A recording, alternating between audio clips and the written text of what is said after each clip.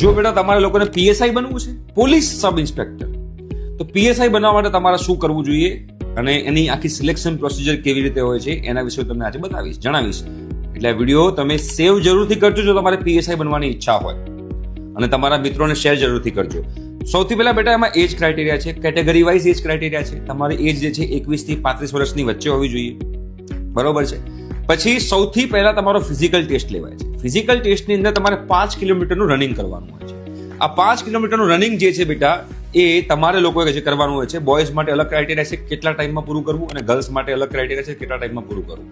તમે જ્યારે બેટા ફિઝિકલ ટેસ્ટ ક્લિયર કરો એના પછી તમારી મેઇન એક્ઝામ શરૂ થાય છે. એમસીક્યુ બેઝ હોય છે, એમાં તમારે કોઈ ચિંતા કરવાની જરૂર નથી. એમાં 2 પાર્ટ હોય છે, પાર્ટ એ પાર્ટ બી, બંનેના 100 માર્ક્સ હોય છે, બરાબર. પાર્ટ એ જે છે એમાં લોજિકલ રિઝનિંગ, એપ્ટિટ્યુડ એ ટાઈપના ક્વેશ્ચન પૂછાતા હોય છે, અને પાર્ટ બી ની અંદર જનરલ નોલેજના, તમારા ભારતના બંધારણના કાયદા કાનૂનના જે ક્વેશ્ચન છે પૂછાતા હોય છે. બંનેના 100 માર્ક્સ હોય છે, બરાબર. 200 માર્ક્સનું પેપર થાય છે. આમાં નેગેટિવ માર્કિંગ હોય છે, બરાબર. એક ખોટો પડે તો -0.25 થતું હોય છે. એ તમે ક્લિયર કરો તો એના પછી તમારું બીજું એક પેપર સ્ટાર્ટ થાય છે, જેમાં તમારી ઇંગ્લિશ અને ગુજરાતી સ્કિલ્સ જે છે એના વિશેની વાત થતી હોય છે, અને એને તમારે પેપર આપવાના હોય છે.